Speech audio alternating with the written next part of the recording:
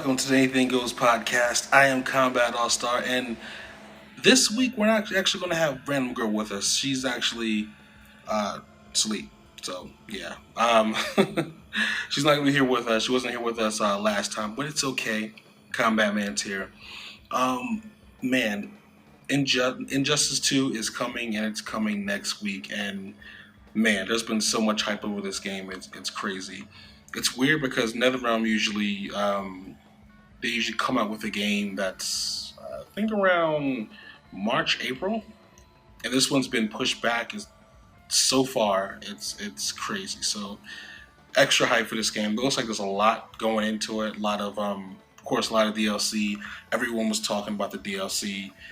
Possible Raiden, possible Black Manta. Some people are saying that Raiden's a hoax, and some people are saying that he isn't. So I don't know. It's just a lot of things going on with the DLC. I mean, the gear stuff. They announced the sidekick mode, or I don't even know if you want to call it a mode or something, but it's basically each character has another character that they can use to call on for like a special move. So just like in Marvel vs. Capcom. You have your 3-on-3 teams, and then you can press like L trigger or something, or L button, or the left button, and then somebody will come out, and Hulk will come out and punch you in the face, punch your opponent in the face, and then leave. So similar to that. So it seems like there's a lot more going on with this game than we were originally told. I mean, we're kind of getting everything at once at the end here. I think the past month, but man, it's been a crazy ride. So it's going to be really cool to see, everything. I mean, they said in the last, I think, Combat Cast they had, they said that they weren't going to reveal everything to us. They want to keep some things secret. And the big thing that they were talking about was the gear. So, gear system looks amazing. If you guys don't know, it's basically, the more you play the game, the more you get gear, kind of like Fight Money and Street Fighter, but more easily attainable. So the more you fight, the more gear you get, and with the gear, it enhances certain things. So maybe I get like a gauntlet that makes that character hit harder, or like some rocket boots that makes me a little quicker. You know what I mean? So the gear actually affects gameplay and affects attributes, and it looks like it actually changes moves or gives you new moves from the last Twitch stream that they actually showed. So. Man, it just looks awesome. It looks awesome, epic, and amazing. And there's even gear that can actually change your character. I know with the Ultimate Edition, you get 3 premium skins. I think they're called premium skins, yeah. But it's just gear for Green Lantern, Supergirl, and Flash. So you get Reverse Flash, Power Girl, and then John Stewart, Green Lantern. And they all have different dialogue, different voices, almost like a different character, like. Old Mortal Kombat back in the day, you go and go over like sector or something, you go up, down, put a little code and they turn into smoke. So it's kind of like the same thing, kind of like hidden characters in the same square, which is really cool. So I don't know, man. This game just looks amazing. I can't wait to get my hands on it. I'm actually downloading it right now. I think it's just like a pre-auth for pre-orders to pre-download, which is great. Because my internet pretty much sucks, so I need all the time I can get to download the game so I can actually play it when it releases. So, yeah, I mean, there's so much I could say about this game. I mean, there's from the gear system to the sidekick mode. I mean, they have a lot of different things going on, a lot of meat in this game, a lot of story in this game, and it's only for $60. Granted, I got the Ultimate Edition, so I paid the full $100, but this is a lot of content, and it's awesome. And it makes me wonder about why other games like Street Fighter can't do the same thing. Why they give you so little and then expect you to pay so much. I was talking with a friend of mine today about the same thing, talking about Killer Instinct and how Killer Instinct, it's free. They're down to season 3, and they've been, doing some little characters here and there. Not sure why they haven't gone full blown out season 4 yet, but the game was free. I did the combo pack. Combo pack is basically everything without a few skins and without the original game. So, of course, season 1 had the first Killer Instinct. If you went ahead and got the big download pack for like $30, then the second season came out with He was like Killer Instinct 2.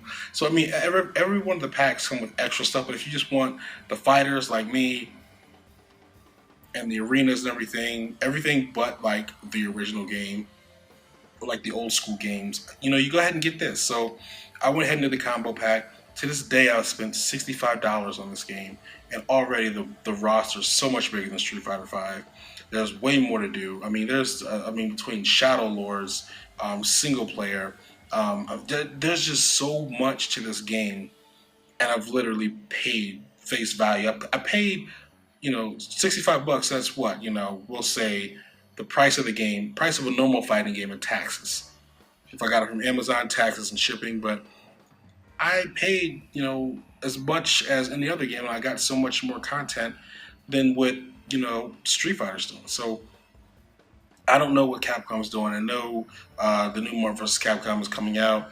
A lot of people don't have a lot of faith in it because they feel like it's going to be treated just like Street Fighter V was, which makes a lot of sense. I mean, if you're milking me for money, I'm paying, I think with all the DLC and everything, you're paying over $100 for a game that has so little content.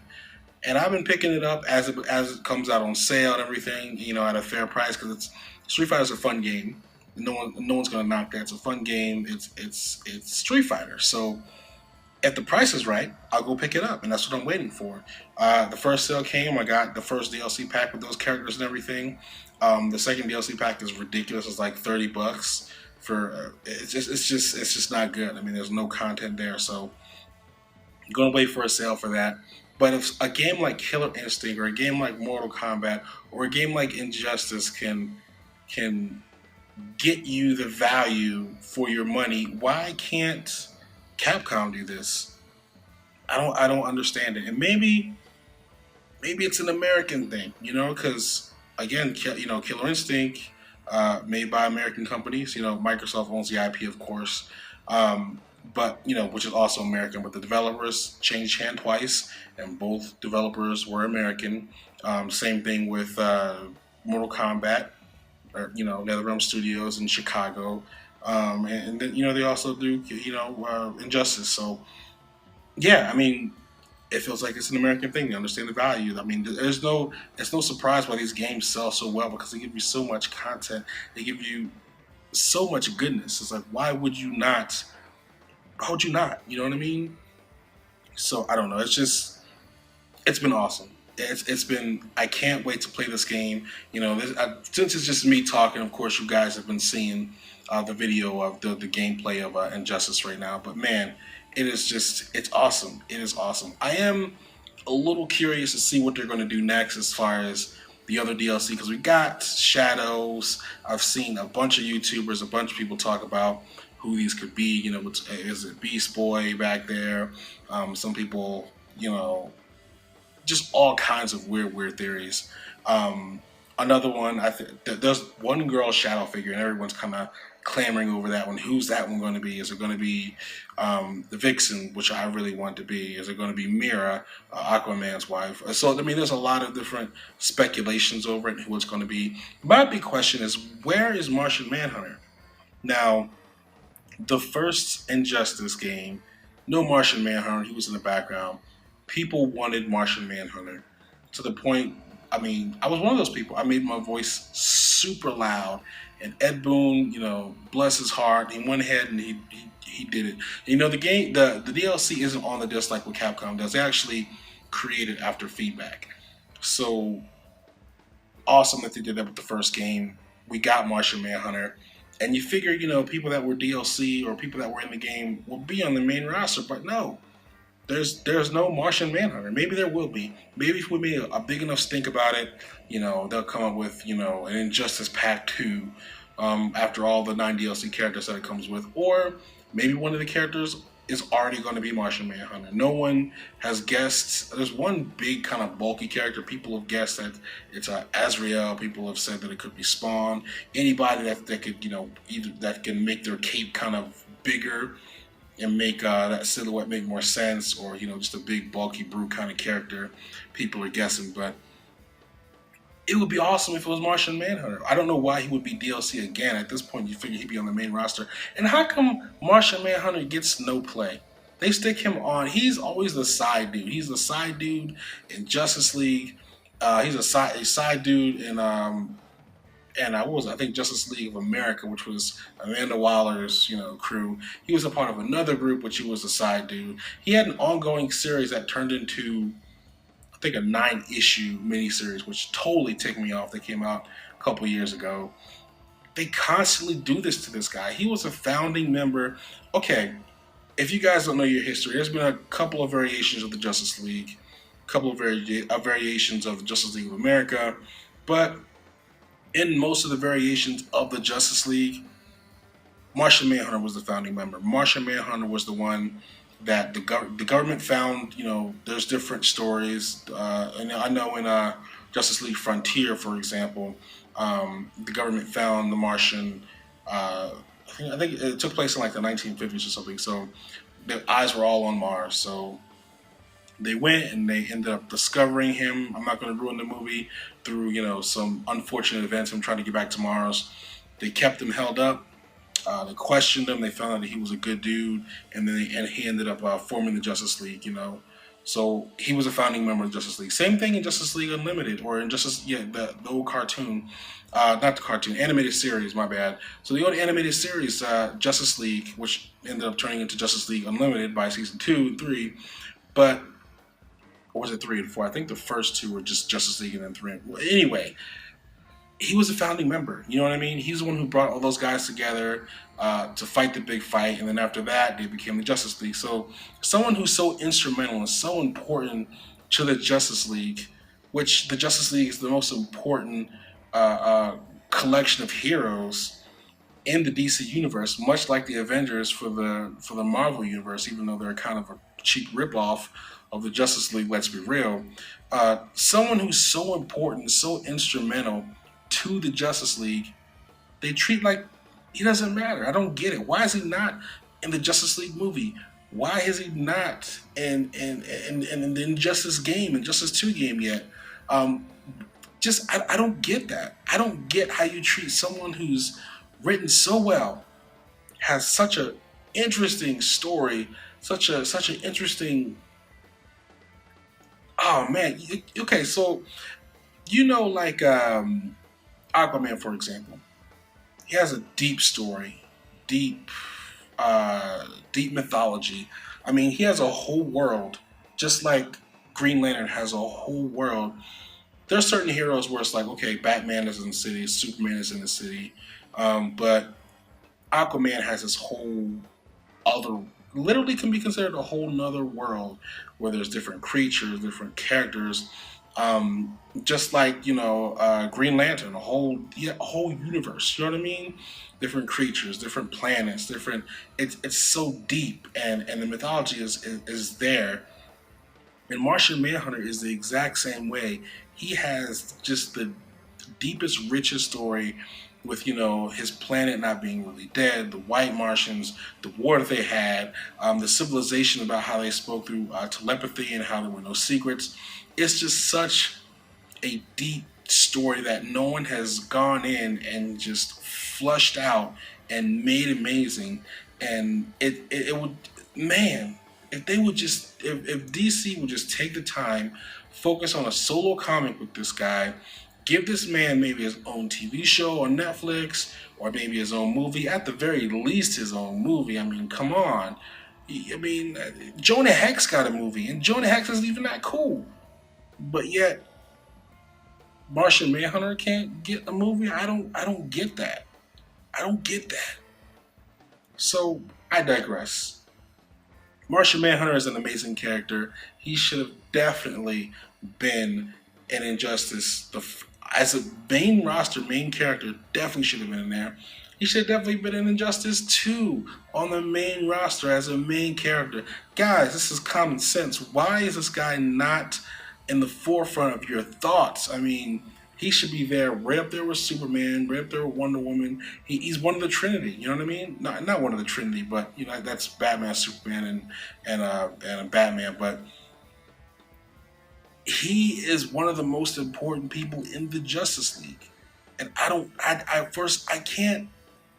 understand it. I do not understand why on earth this guy isn't treated better. He's like the black sheep of the freaking. I tried to find a Martian Manhunter shirt and I couldn't find one. I looked everywhere. There was tons of Batman. Oh my gosh, tons of Superman, tons of Wonder Woman. Could not find a Martian Manhunter shirt. I had to make a Martian Manhunter shirt, and I wore that Martian Manhunter shirt as soon as I got it. I got so many compliments, and wow, where'd you get that? I had to make it because it doesn't exist. So definitely gonna be wearing that at Comic-Con, taking lots of pictures for you guys so you guys can see. But man, he needs to be in the game. The game looks awesome. It's honestly the only game I'm looking forward to this year, aside from Red Dead Redemption 2, which may or may not. I mean, we don't have a solid release date on that yet, but it looks like it's going to be coming out in September. But like I said, nothing concrete, nothing official, nothing announced. Just, we know it's coming this year. So I'd really like to see Martian Manhunter in this game. Only game I'm looking forward to this year, aside from Red Dead Redemption. Need to see my guy in it. So, what do you guys think of everything? What do you guys think of Injustice 2? What do you guys think of all the character skins? What do you guys think of Darkseid? I mean, there's been a lot of videos out there, talking about this stuff. NetherRealm Studios has been very, very cool about, letting us YouTubers use the videos for our videos. They've been sharing a lot of things on Twitch. They've been talking about it. I mean, they've even been talking about the new Injustice mobile game that's going to be coming out in a couple days, the Injustice 2 Cup. So there's a lot of things going around in Injustice, a lot of promotion, and a lot of showing us some really, really cool stuff. So let me know what you guys think in the comments below. Like, subscribe, share. Tell me, what character do you really want to see in Injustice? I mean, DC's roster is so deep. I would love to hear some obscure characters. Anybody you think should definitely be in this game. I'm hyped for it. Our friends are hyped for it. I can't wait to play this thing. I'm getting it on Xbox, but believe you me, as soon as they announce it's coming for PC, I'm getting it on PC too. Double dipping, double buying. So like I said, let me know what you guys think in the comments below. Like, subscribe, share, and I promise you Random Girl will be on the next show. And until next time, so long.